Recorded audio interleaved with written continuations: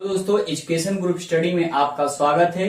दोस्तों आज के इस क्लास वीडियो में हम लोग पढ़ेंगे काइंड्स ऑफ नाउन और इसके पहले के भी वीडियो में हम लोगों ने इसको संक्षिप्त रूप से बिल्कुल शॉर्टली में हम लोगों ने इसको पढ़ा था और इसके डिफिनीशंस को भी जाना था, लेकिन आज इसको एक अच्छे तरीके से हम इन सारी चीजों को पढ़ेंगे। तो आइए काइंड्स ऑफ नाउन, इसको क्यों इतना किया गया है? क्योंकि जो नाम होता है वो कई प्रकार से होता है।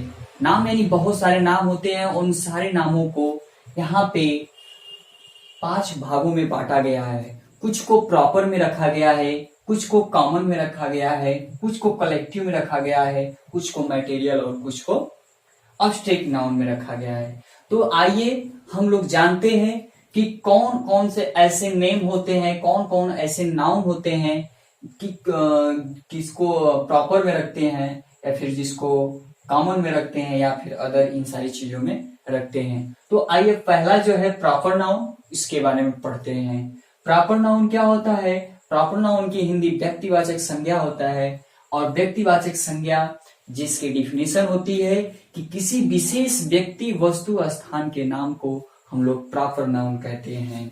जैसे इसकी डिफिनीशन, एक proper noun is the name of person, place or things is called proper noun। यानी कि जो प्रॉपर नाउन होगा वह पार्टिकुलर किसी पर्सन का नाम होगा, किसी प्लेस का नाम होगा, किसी थिंग्स का नाम होगा। जैसे एग्जाम्पल के लिए हम लोग देख सकते हैं कि अगर किसी पर्सन का नाम होगा तो वह राम जैसे है, किसी स्थान का नाम आगरा, और किसी अगर प्लेस का नाम होगा तो जैसे पेन हो गया, कॉपी हो गया, व्हाइट बोर्ड हो गया, etc। तो इस तरह से प्रॉपर नाउन की जो डिफिनीशन होती है वह किसी पार्टिकुलर नाम, किसी पार्टिकुलर पर्सन का नाम, किसी पार्टिकुलर प्लेस का नाम, किसी पार्टिकुलर थिंग्स यानी वस्तु के नाम को ही हम लोग प्रॉपर नाउन कहते हैं। इसमें कुछ इंपॉर्टेंट चीजें हैं जो नोट्स के अंतर्गत हमने सूचीबद्ध की है, जिसमें पहला है कि always the first letter in capital. Proper noun की जितनी भी हम लोग नेम लिखेंगे, जितने भी नाउन्स होंगे, उन सारे नाउन्स को अगर हम उसको लिखना प्रारंभ करते हैं या फिर कहीं पे करेक्शन के लिए आता है या फिर कहीं पे भी वो दिया होता है तो इसको हम लोग फर्स्ट लेटर जो उसका होगा उसको कैपिटल में ही लिखेंगे। जैसे वाराणसी, यहाँ पे कैपिटल हुआ। तो इस तरह से जो प्रॉपर नाउन का पहला लेटर होता है वह हमेशा कैपिटल फॉर्म में होता है। फिर उसके बाद सेकेंड नंबर पे नो यूज ऑफ आर्टिकल्स, यानी कि जैसे वाराणसी है या फिर इस तरह से किसी पर्सन का नाम है, चाहे राम हो गया, चाहे कोई थिंग्स हो गई, कोई वस्तु हो गई, तो उसके लिए हम लोग क्या आर्टिकल्स का यूज नहीं करते हैं। हाँ, कहीं कहीं पे द का यूज होता है, जैसे किसी पहाड़ हो, कोई नदियां हो, कोई माउंटेन्स हो, तो वहां पे हम लोग द का प्रयोग कर सकते हैं। तो प्रॉपर नाउन में इतना था। आगे हम लोग देखते हैं कॉमन नाउन। कॉमन नाउन किसे कहते हैं? कॉमन नाउन एक ऐसा नाम होता है कि जो उसके वर्ग के जितने भी या उसके जाति या प्रजाति के जितने भी चीजें होंगी एक ही नाम में शामिल हो जाएगा। जैसे इसकी डिफिनीशन हम लोग देखेंगे कि a name given to one of class of person, place और थिंग। ए नेम एक नाम, गिवन टू वन एक दिया गया हो, ऑफ एक क्लास एक श्रेणी के, ऑफ पर्सन एक पर्सन के, एक व्यक्ति के, एक प्लेस के और एक थिंग्स के। जैसे हम लोग देख सकते हैं कि अगर पर्सन की बात की जाए, अगर बहुत सारे पर्सन हैं, अगर उसको एक नाम में करना है तो जैसे बॉयज हम लोग कर ले, बॉय कर लिए। अब बॉय के अंतर्गत बहुत सारे नेम आ सकते हैं। बॉय के अंतर्गत बहुत राम, श्याम, मोहन, सोहन सारी चीजें आ सकती हैं। गर्ल्स को हम ले सकते हैं, गर्ल।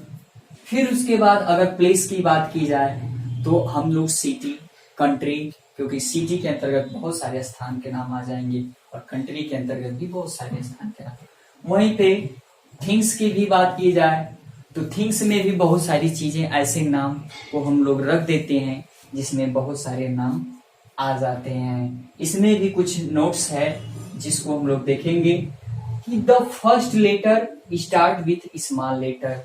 कॉमन नाउन यानी जातिवाचक जो संज्ञा होगा उसका जो स्टार्टिंग होगा वह स्मॉल लेटर से स्टार्ट होता है।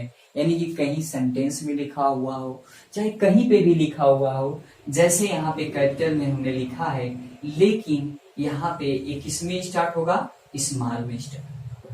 किसमें? स्मॉल में। तो इस तरह से कॉमन नाउन की फॉर्मेशन होता है।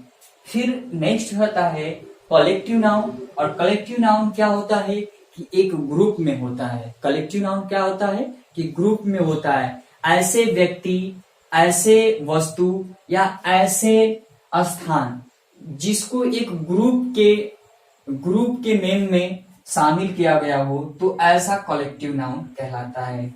जैसे डिफिनीशन में the name of collection of person, place और थिंग्स।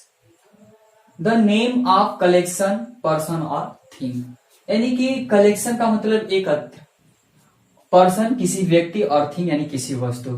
किसी वस्तु अथवा किसी व्यक्ति अथवा वस्तु के कलेक्शन का नाम किसके अंतर्गत आता है? कलेक्टिव के अंतर्गत आता है। इसके notes always in singular form, यह हमेशा सिंगुलर फॉर्म में यूज होता है। और if change in plural then common noun. यदि कलेक्टिव नाउन को हम लोग प्लूरल में चेंज कर देते हैं तो वह कॉमन के अंतर्गत हो जाता है। तो इन सारी चीजों को विशेष ध्यान देना होता है। और इसके कुछ एग्जांपल्स हम लोग देख लेते हैं कि the name of collection, place और पर्सन और थिंग्स। तो कलेक्टिव नाउन के अंतर्गत जैसे आपके आ जाएंगे मॉब यानी भीड़, फिर उसके अंतर्गत आ जाएंगे पीपल, फिर इसके अंतर्गत आ जाएंगे बंच, ये सारे होते हैं। लेकिन मॉब भीड़ होता है जो एक कलेक्शन में होता है। भीड़ आप तभी कहेंगे जब उसमें बहुत सारे लोग होंगे, जब बहुत सारे ग्रुप होंगे तो वहां पे मॉब होगा और वहीं पे कलेक्टिव नाउन होगा। पीपुल लोग भी इसके अंतर्गत भी आ जाता है। बंच यानी गुच्छा। इस तरह से बहुत डिफिनेशन इसकी होती है। यानी कि इसका विशेष ध्यान देना है कि जो भी कलेक्टिव नाउन होगा वो एज ए ग्रुप में होगा, एज ए कलेक्शन में होगा, तब उसे हम कलेक्टिव नाउन कहते हैं। आगे मटेरियल्स नाउन।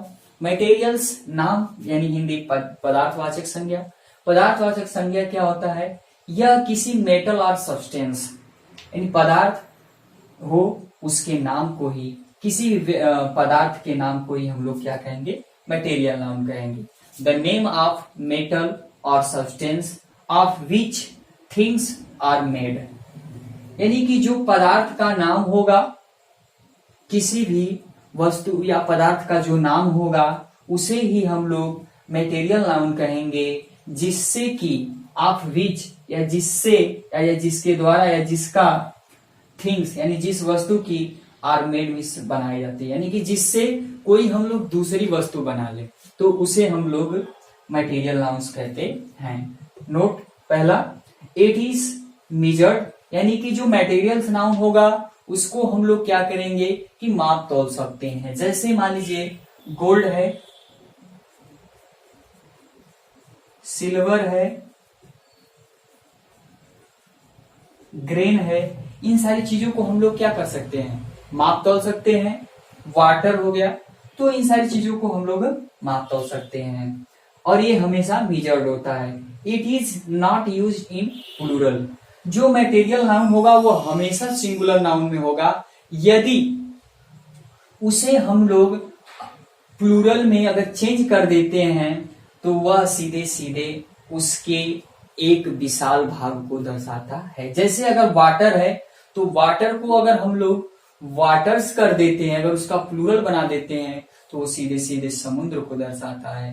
तो इस तरह से मटेरियल्स नाउन का निर्माण होता है। फिर लास्ट है अब्स्ट्रैक्ट नाउन। अब्स्ट्रैक्ट नाउन जिसकी हिंदी होती है भाववाचक संज्ञा, और भाववाचक संज्ञा किसे कहते हैं? जब किसी व्यक्ति की जो क्वालिटी होगी, जो उसकी एक्शन यानी कि जो उसकी क्रियाविधि होगी और उसकी जो स्टेट यानी दशा होगी, उसके ही नाम को हम लोग कलेक्टिव एब्स्ट्रैक्ट नाउन कहते हैं। जैसे किसी व्यक्ति की क्वालिटी यानी कि अच्छा बुरा, बड़ा छोटा, ये सारी चीजें। एक्शन उसकी क्रियाविधि यानी कि अच्छा पढ़ता है, अच्छा लिखता है, तेज दौड़ता है, सारी चीजें। फिर उसके बाद उसकी स्टेट यानी दशा यानी कि चाइल्डहुड, एडोलेसेंस, ये सारी चीजें ऑब्स्ट्रैक्ट नाउन के अंतर्गत आती हैं। इसमें भी कुछ नोट्स हैं। It is used in singular generally, यह सामान्यतः यानी ऑब्स्ट्रैक्ट नाउन सामान्यतः सिंगुलर फॉर्म में ही यूज होते हैं। इसकी भी कुछ डिफिनीशन देख लेते हैं। जैसे मान लीजिए सैडनेस, हैप्पीनेस, चाइल्डहुड यानी बचपन, ये सारी चीजें इसके अंतर्गत आती हैं। तो दोस्तों आज के इस वीडियो में बस इतना ही। अगर वीडियो अच्छा लगे तो लाइक करिए, शेयर करिए, सब्सक्राइब करिए। थैंक्स।